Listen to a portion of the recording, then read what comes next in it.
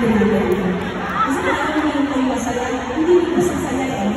Ladies and gentlemen, please welcome Miss Kelly Pangilinan.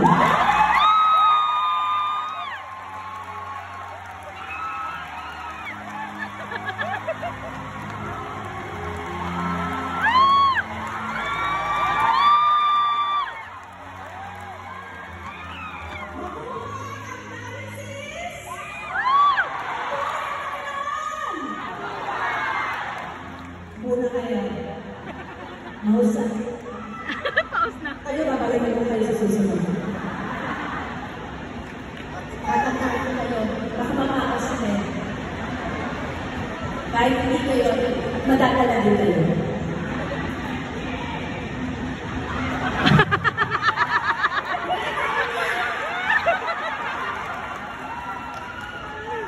Maraming salamat po.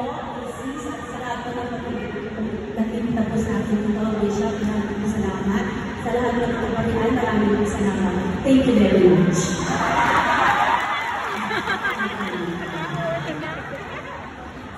Alam niyo, madali lang.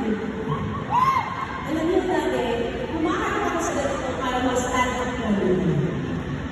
Totoo. I will stand up, I will shows, I do all corporate events. Yan ako ko. But never in my life, I imagine ko, nakakarap po ako sa ganito, ng mga tao, kayo po, ng mga taga-simbahan, para magsalita tungkol sa pagbuhay.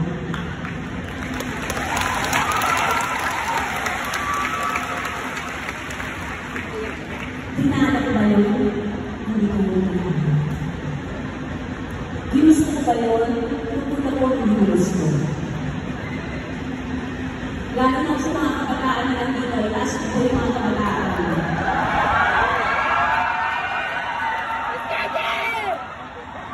Yung mga kabataan, pag nasa simbahan, go, praise God. Pag nasa labas, mga kabataan.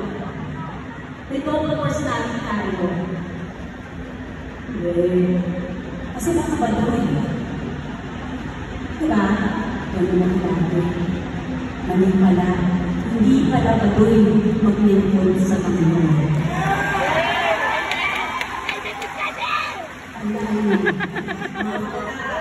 Hindi bagoy mag-lingkod sa Panginoon. Because you are serving the King of Kings and the Lord of Lords.